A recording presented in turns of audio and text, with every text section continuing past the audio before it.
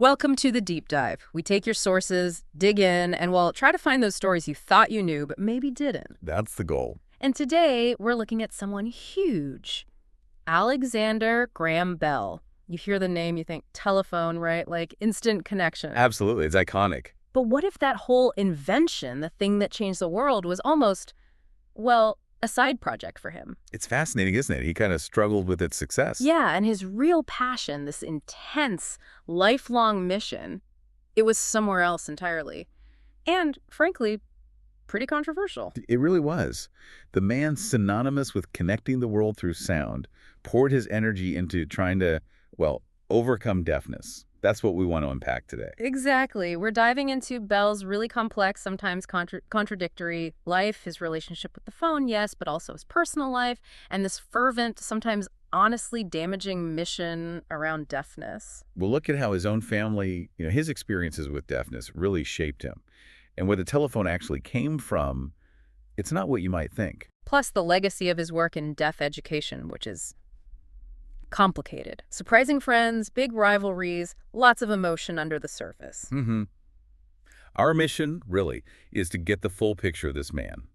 Driven to connect, definitely. But his methods, sometimes they created more distance. So we want to understand that nuance, especially the impact on the deaf community. Let's get started. Okay, so to really get Bell, you have to start with his family, his earliest experiences. Deafness was just part of his world from the beginning. His mother. Right. His mother, Eliza. She lost her hearing around age 11. Crucially, though, she had learned to speak before she lost her hearing, so she retained quite intelligible speech and stayed connected socially. That was pretty unusual for the time. Okay, so not born deaf, learned speech first. That's key. Very key. And then his father, Melville Bell, he was an innovator too, developed something called visible speech. Visible speech. Tell us more about that. What exactly was it? Right. It wasn't just about sound. It was a system of symbols, like a code, that showed the exact position of your tongue, your lips, your throat, for every single speech sound. Wow. So like a visual instruction manual for speaking? Pretty much a visual map. Yeah. The idea was to give deaf students a way to see how speech was physically produced. Young Alec, as Bell was called then, even learned a British Sign Language alphabet to talk with his mother. So he was interpreting for her sometimes. Yeah, acted as a kind of makeshift interpreter. Oh. And this whole environment pushed him towards deaf education early on. When he was just 21, he took over a class in London, teaching two young deaf girls, Lahi and Mina, using his father's visible speech. So this idea of teaching the deaf to speak, it started really young for him. Was this the root of that ambition to sort of end deafness? Absolutely. It shaped everything. He developed this belief, this conviction, that if deaf children could just learn to speak, then maybe they wouldn't have to be deaf. Not in the way people understood deafness then. Which sounds like a noble goal on the surface, But carries a lot of assumptions, right? Seeing deafness as something purely negative, something to be fixed. And interestingly, it made him really skeptical of lip reading. Why is that? He thought it was kind of a sham. He believed people weren't truly understanding the sounds, just guessing from context. He wanted something more direct, more visible, hence the focus on visible speech. Okay. And this drive, this mission, it wasn't just professional. It became deeply personal. Like that. This leads us to Mabel Hubbard. It does. Mabel Hubbard. She enters the picture in 1873. A young woman lost her hearing at 5 from scarlet fever. So different from his mother, lost hearing much younger. Right. And despite years of tutoring, her speech wasn't easily understood by strangers. Her father, Gardner Green Hubbard, who was a big deal, a wealthy patent lawyer, he sought out Bell to help improve her speech. A teacher-student relationship initially. Yeah. But it quickly became more, though apparently she wasn't too impressed at first. Oh, really? Yeah, there's a quote where she wrote something like, "However clever and smart Mr. Bell may be, I never could love him or even like him thoroughly." Ouch. So what changed? Well, she was moved by his affection, his dedication. She found him entertaining, apparently, and he had this knack for making the dullest things so interesting. And, crucially, they shared this deep connection to the worlds of deafness, albeit from very different perspectives. And his work with her, trying to make speech visible for her, that's where the telephone idea starts to bubble up, isn't it? The phone autograph. Exactly that, the phone autograph. It was Bell trying to make speech literally visible on paper, or glass, rather. Yeah. He built this device that used vibrations from speech to trace wavy lines onto smoked glass. So she could see the sound patterns. That was the idea. He wrote to his mother, It is possible to teach the deaf to hear speech with their eyes. But the key thing, that mechanism capturing and tracing vibrations, that was the mechanical seed for the telephone. It was designed for deaf education, but it accidentally pointed towards transmitting sound electrically. An accidental blueprint. Amazing. But, okay, he's got this groundbreaking idea simmering, but he also needs to make a living. You mentioned he was a poor teacher. He was. Financial stability was a big concern. And this is where Mabel's father, Gardner Hubbard, comes back in, along with another man, Thomas Sanders, whose son George was also one of Bell's deaf students. Right. The wealthy lawyer. Hubbard wasn't just wealthy. He had an agenda. He wanted to break Western Union's monopoly on the telegraph. So he and Sanders didn't fund Bell's work on visual speech aids. No, they funded his work on a multiple telegraph. A multiple telegraph? Yeah, a device to send several messages over one wire at the same time. That was supposed to be the moneymaker, the practical invention to secure Bell's future. The telephone at this point was still just a sort of dream in the back of his mind. But the dream started taking over, didn't it? The multiple telegraph wasn't going so well, and his mind kept drifting to transmitting voice. He described himself as being like a man in a fog, but also sure of his latitude and longitude. He felt lost, but also knew he was onto something big. The multiple telegraph work was stalling, frustrating. So he pivots. He does. In June 1875, he sketches out the telephone concept. He and his assistant Thomas Watson start testing. The first results. Watson apparently heard almost nothing. Bell called it a meager result, a bitter disappointment. But he didn't give up. Not at all. He had this intense conviction. He knew he was close, even if the physical proof wasn't quite there yet. He felt he was on the edge of something huge. And he wasn't alone in exploring these ideas. There was serious competition, right? A patent race. Oh, absolutely. A fierce one. Elisha Gray, another brilliant inventor, was working on very similar lines, both telegraph improvements and voice transmission. The pressure was immense. So how did Bell secure the patent? Well, this is where Gardner Hubbard's influence becomes Critical. and controversial. In February 1876, Hubbard filed Bell's U.S. patent application, possibly pushing it forward urgently. There are claims, pretty strong ones, that Bell's lawyer might have gotten a look at Gray's caveat, basically a notice of intent to patent, which described a similar liquid transmitter just hours before Bell's was filed. Wow. So really down to the wire. Literally hours. Yeah. Bell was awarded the patent, arguably the most valuable single patent ever, on March 3, 1876. His 29th birthday. That timing is incredible. Okay, patent secured. Then comes the big public reveal, right? The Centennial Exhibition in Philadelphia. Yes, later that year. Hmm. And Bell almost didn't go. He was apparently buried in his work, maybe a bit overwhelmed. Mabel really had to push him. Look, there she did. Absolutely. Because at the exhibition, his little display was kind of tucked away. But then Emperor Dom Pedro II of Brazil, who knew Bell's work with the deaf, and the very famous physicist Sir William Thomson, later Lord Kelvin, they stumbled upon it. Bell did a demonstration. He went about 100 yards away, spoke into his device. Things like, "Do you understand what I say?" And the famous, "To be or not to be." And they heard it. They heard it. Dom Pedro supposedly cried out, "My God, it talks." Thomson called it the most wonderful thing I have seen in America. It caused a huge stir among the judges and scientists there. You'd think that would be it. Instant fame, worldwide acceptance. Not quite so fast. It's funny, despite the scientific buzz, the wider world was initially quite skeptical. Many people saw it as just a scientific toy. A toy, not a communication revolution. Nope. Or maybe a lover's telegraph. Something niche.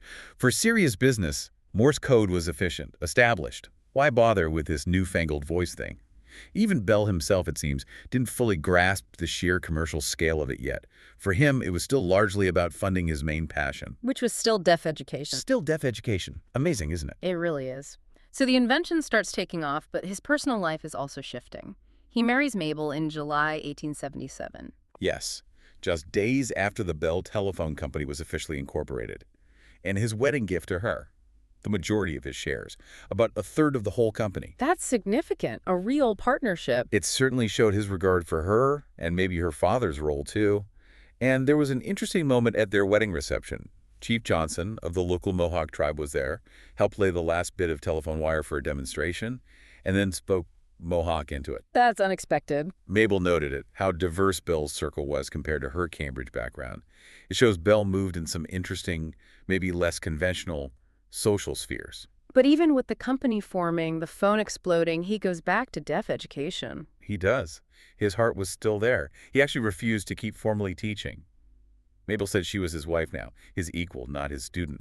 But he got deeply involved in setting up a new school back in Scotland, in Greenwich, in 1878.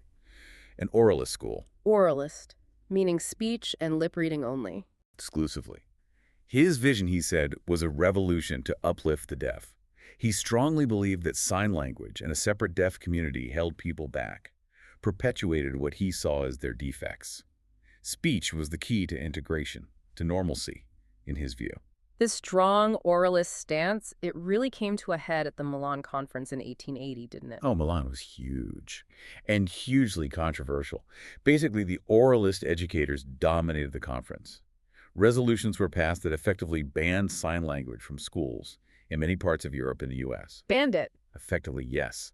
It was a massive blow to the deaf community and people like Edward Minor Gallaudet, son of Thomas Hopkins Gallaudet, founder of the first American school for the deaf. Gallaudet advocated for a different approach. Yes, the combined method, using both sign language and speech training, whatever worked best for the individual child.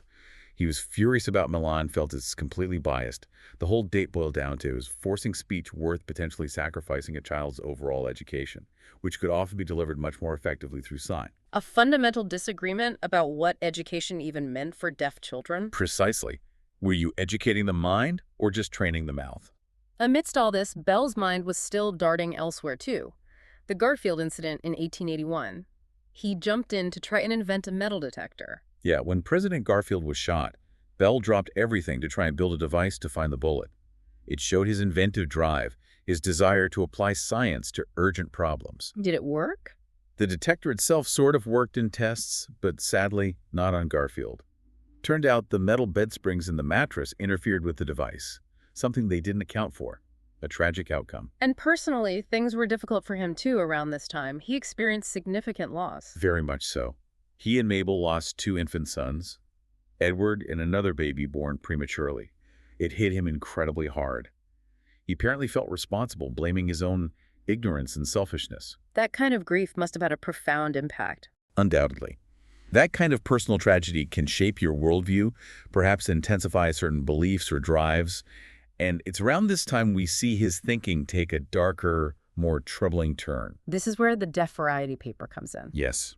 His memoir upon the formation of a deaf variety of the human race, he'd been collecting statistics, looking at genealogies, and he came to this alarming conclusion. Well, alarming to him that deaf people marrying other deaf people was creating a growing deaf variety that could eventually subsume the hearing. Subsume the hearing, that sounds like. Eugenics. It absolutely marked his shift into eugenic thinking. He wasn't just trying to teach speech anymore. He was actively trying to prevent deaf people from marrying each other, to stop them from having deaf children, from creating more of themselves. But he framed it as helping them. That's the insidious part. He argued he was saving them from loneliness, from isolation. But what he was really doing was trying to dismantle the very community, the culture built around sign language and shared experience that gave many deaf people their strongest sense of belonging. He just couldn't see deafness as anything other than a problem to be eradicated. Did he ever see the limitations of his pure oralist approach in practice?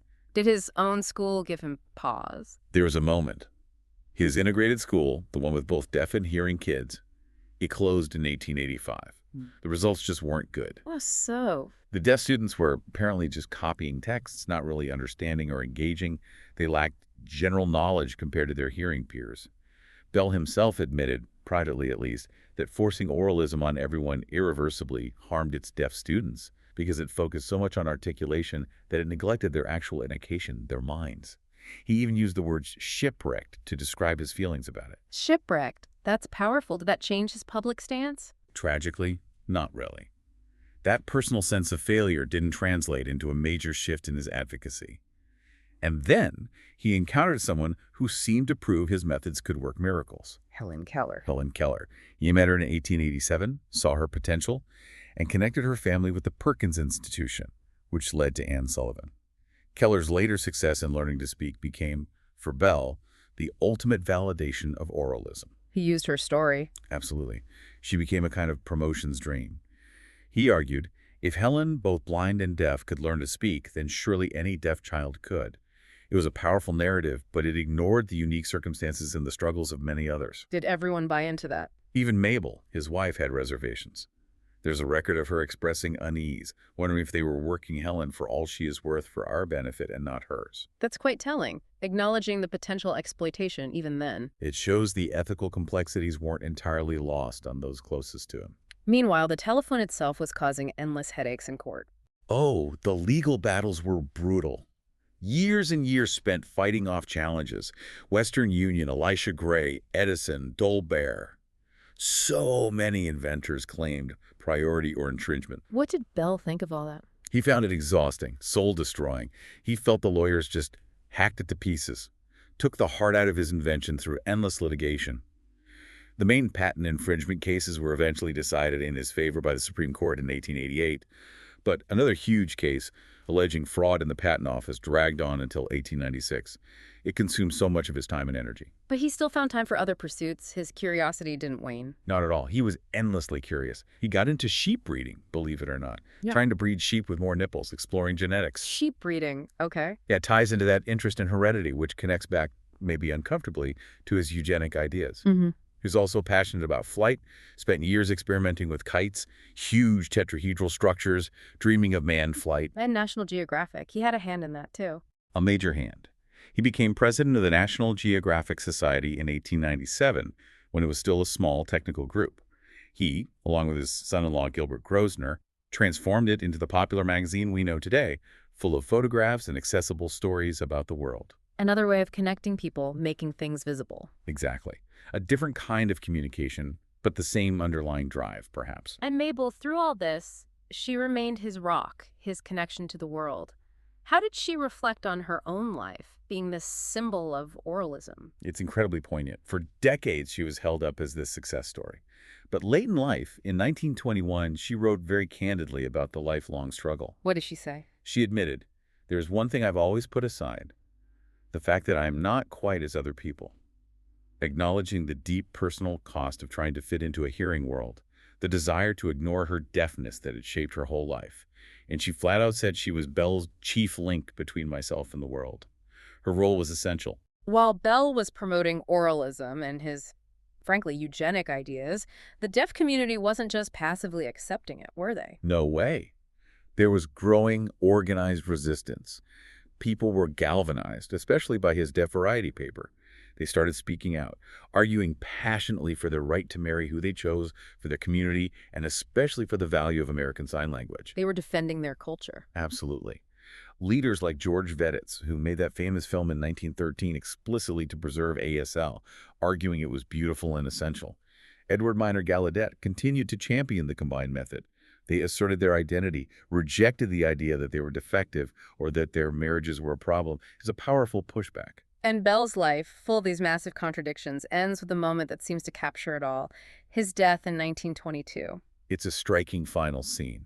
He's dying, Mabel is with him. His last spoken words to her were simple, "I love you." But that wasn't his very last communication. No. His very last act, as he was slipping away, was to tap the word "no" into Mabel's palm, using the manual finger spelling alphabet. The sign language he tried to suppress. The very mode of communication he spent much of his life trying to marginalize. His final connection with his deaf wife was through touch, through sign.